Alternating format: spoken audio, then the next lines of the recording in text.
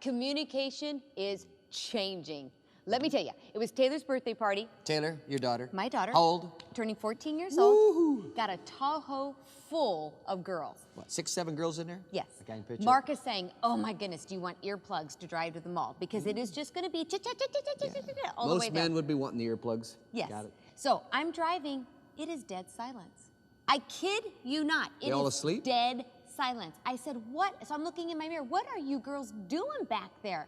They're all sitting there flying, doing these texts on the phone. Oh. They are texting the girl sitting next to them. They are texting the girl in front of them. Nobody is saying a word out loud. And you know why, of course? Why? Do you think they tell their mother who they want to be dating? You're in the front seat. They go, I'm telling her, so I'm going to tell them. Okay, but I have to tell you this, and this is going to reveal my age just a little bit. But Can you text, by the way? last night, I went to do my very first text, and I borrowed a friend's phone. And it was to me, and it said, hi. No, it did not. Oh, It did not. someone else did. It said IW8LL, and I was trying to say will. And it took me 15 minutes to get IW8LL. I had to keep going backwards, and I'm thinking, this is, wait. This is ludicrous, absolutely ludicrous. All it proves is you're technologically challenged, but you can still communicate. But no, that's the whole point. How is that communicating? Nobody can see what my face is doing. Nobody can see what my hands are doing. They didn't even hear anything. Scary sometimes, those helicopters going. Okay, but here's the deal. We've got a society that's moving more and more towards, you know, the text messages, the internet stuff, all the online stuff, the Facebook, the emails, and you know, instant messaging, and you got, I go down, my kids they're talking to 4 or 5 people at once on the computer, just different notes going on, right? And there's less face-to-face stuff.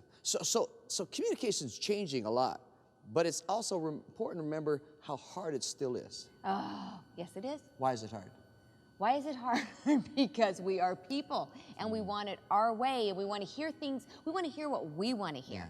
Now, you and Mark have been married 21 years. 21 years. We're 33 years married.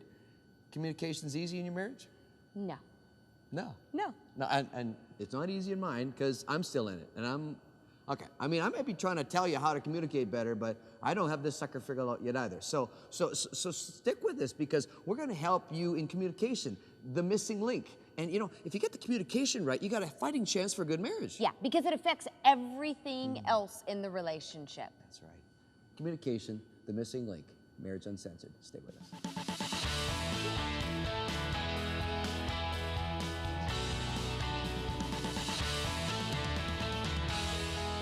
Communication is the missing link in so many marriages.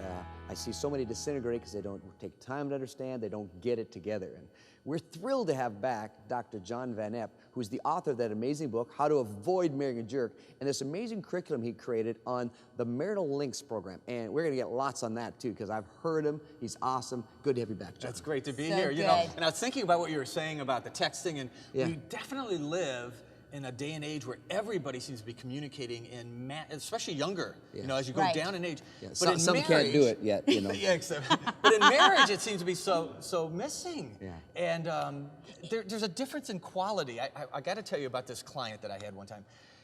And I was trying to explain to him how to communicate with his wife. And so I was talking about listening, you know, you got to like look at her when you listen to her. You can't be walking around the whole time. You got to look at her when you're trying to listen to her. And he's like, okay. Novel thought. And he runs his own shop. And as I was describing it to him, I said, you know, try to like repeat back what you hear her say. And all of a sudden he goes, oh, I get what you're talking about. You want me to BS her. He goes, I do that to all my customers. And that right there is a difference between good communication in marriage and empty communication. It's not just a good technique, it's the heart. We communicate. It's not just BS. It's not just BS. Yeah. I listen and talk to my wife to know her. Right. And if it doesn't lead me to more deeply know the woman that she is, you know, we've been married 28 years, but 2 years ago, she was diagnosed with cancer.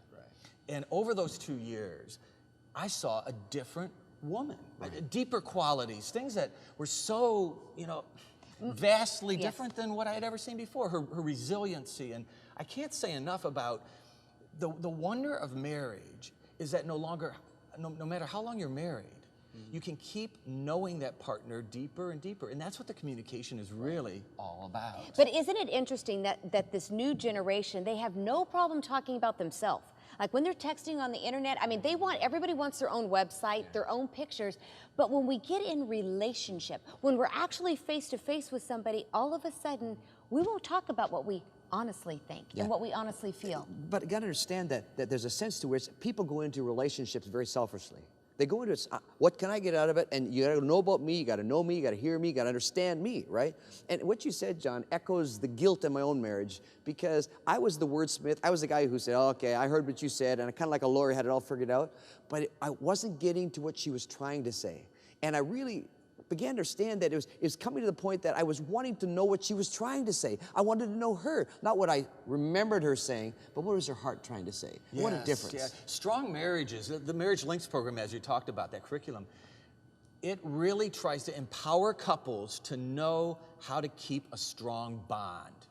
And knowing each other, John, respecting each other, these are all parts of a strong bond. There's a lot of people, I mean, I would almost say almost most relationships, one of the spouses wants that bond. One of them wants to know the other one, and the other one, for whatever reason, is holding back or whatever. So what do you do when one wants it and the other doesn't? Well, that's why we have on the side, it's kind of, we have hitmen that you can just hire and wipe out your spouse and go get a new one. Good. Okay, but that's lucrative, I bet. That doesn't draw you any closer, yeah. In reality, it always, you know, a really great marriage always takes two. And I know what you're saying, and this isn't answering really that dilemma, but the reality is you got to work together, because, you know, if I was only doing the giving in my marriage, then I would start running on empty. Yeah. But you know what you got to do on that, Christie? If your spouse is less reticent to want to talk and open up, two things you got to do. One is you got to be patient, and two, you got to open up and say it. I need more from you. We got to talk more. I need more from you. I want to get closer to you. So you got to gently but openly talk about, yes, we need to talk more, but also you got to be patient, because they may be the one who's less open to talk, and you may be wanting more. You know what I'm saying? Okay, but if you're going to say, okay, I've got a question for you, men. Okay, but I want to jump in before you. Don't lose your question. But I would say too, patience is so crucial. I have worked with so many couples where at some unexpected moment, something beyond their control impacts their spouse. Yes. To bring them to the point of rising to a new level in their relationship. Right. And, you know, over the course of a lifetime, there are things that happen like that. So it's not only relating and being patient, you also have to keep a good attitude toward your spouse. I see spouses that want their partner to, you know, interact with them, but every time they say, can't we just talk? Gosh, you know, it's like, we want World War III. It's a declaration of war is what they're asking, and their spouse just pulls back.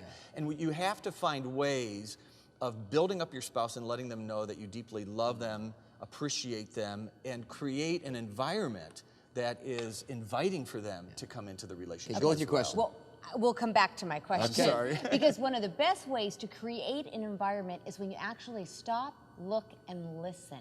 Let's talk about how you can be a better listener when we get back. All right.